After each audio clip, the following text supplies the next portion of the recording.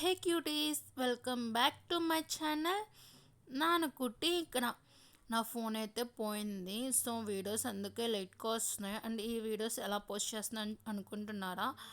నా YouTube channel అయితే నా ట్యాబ్లో ఉంది. సో అట్లా అయితే నేను పోస్ట్ చేస్తున్నాను. మా మమ్మీ దగ్గర ఫోన్ తీసుకుని వీడియో అయితే రికార్డ్ చేస్తున్నాను. ట్యాబ్ నుంచి రికార్డ్ చేయడం అవ్వదు కదా. సో ఈరోజు మన ఆంధ్ర స్టైల్లో, నా స్టైల్లో దోసకాయ టమాటో కర్రీ ఎలా వండుకోవాలో చూద్దాం. ఇక్కడికి వచ్చేసి పచ్చిమిరకాయలు, దోసకాయలు, టమాటో అండ్ ఆనియన్ తీసుకొని నేనైతే చిన్న చిన్న ముక్కలుగా కట్ చేసుకున్నాను. స్టవ్ వెలిగించి ఇక్కడైతే బాండీ పెట్టేసుకున్నాను. అండ్ ఇక్కడికి వచ్చేసి 2 టేబుల్ స్పూన్స్ ఆఫ్ అయితే ఆయిల్ వేసుకోవాలి. ఈ ఆయిల్ కాగేలోపు మనమైతే నిమ్మకాయ సైజ్ అంతా చింతపండును కూడా నేను ముందే నానబెట్టుకుని ఉంచుకున్నాను. ఒక్కసారి కర్రీ ట్రై చేయండి, చాలా అంటే చాలా బాగుంటుంది. అండ్ ఇక్కడికి వచ్చేసి పచ్చనపప్పు, 1 టేబుల్ స్పూన్ ఆఫ్ జీలకర్ర అండ్ కొంచెం అంటే కొంచెం ఆవాలు. అండ్ అవి చిటపట్లాడేలోపు మనమైతే ఎండుమిర్చి కూడా ఒకటిని 3 పీసెస్ చేసుకుని వేసేసుకోవాలి.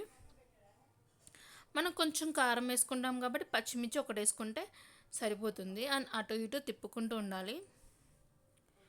అండ్ ఇదైతే పక్క మన ఆంధ్ర స్టైల్ అయితే టమాటో దోసకాయ కర్రీ ఒక్కసారి ట్రై చేయండి, చాలా అంటే చాలా బాగుంటుంది.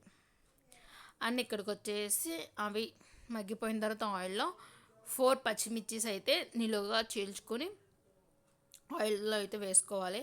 అండ్ ఇక్కడికి వచ్చేసి కరివేపాకు ఒకేసారి ఫేస్ మీద పడేదానికి నేనైతే వీడియో అయితే వెనక పెట్టేసాను. సో ఇక్కడైతే 1 ఆనియన్ చిన్న చిన్న ముక్కలుగా కోసుకుని అయితే వేసేసుకున్నాను. సో నా ఫోన్ అయితే పోయిందన్నాను కదా, వీడియోస్కి ఏ కెమెరా క్వాలిటీ అయితే బాగుంటుందో కామెంట్ సెక్షన్లో అయితే కామెంట్ చేసేయండి.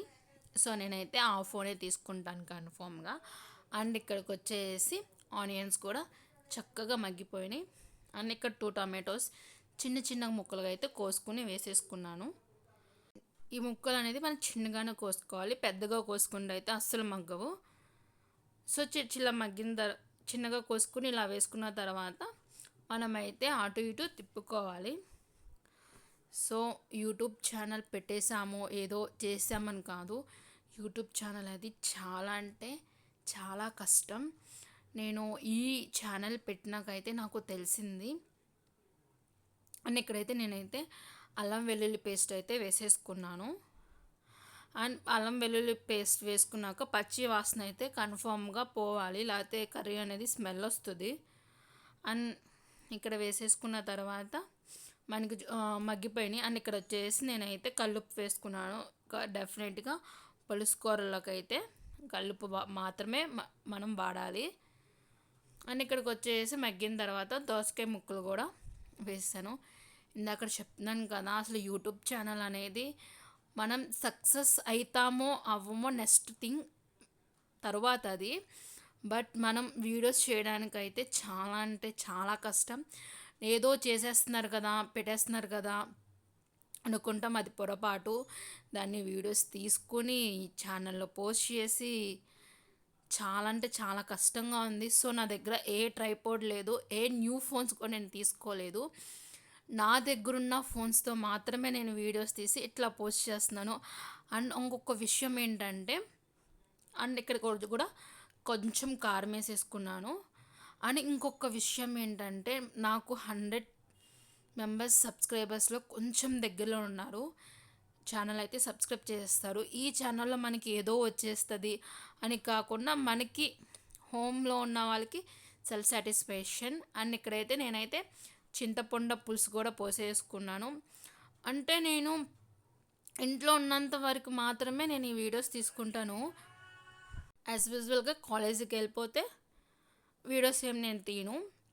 సో అండ్ ఇక్కడైతే మనకైతే కర్రీ కూడా మగ్గిపోయి చక్కగా అయితే మనకైతే బొడగలు వచ్చేసినాయి. అండ్ నా లాస్ట్కి మనం కొంచెం కొత్తిమీర యాడ్ చేసుకుంటే మన దోసకాయ టమాటో కర్రీ కంప్లీటెడ్. సో ఒక్కసారి ఈ స్టైల్లో అయితే ట్రై చేయండి. ఇంకొక వీడియో అసలు నేను యూట్యూబ్ ఛానల్ ఎలా స్టార్ట్ చేశాను, నా జర్నీ ఎలా ఉంది యూట్యూబ్లో అయితే ఖచ్చితంగా ఒక వీడియో అయితే నేను పోస్ట్ చేస్తాను. Bye cuties.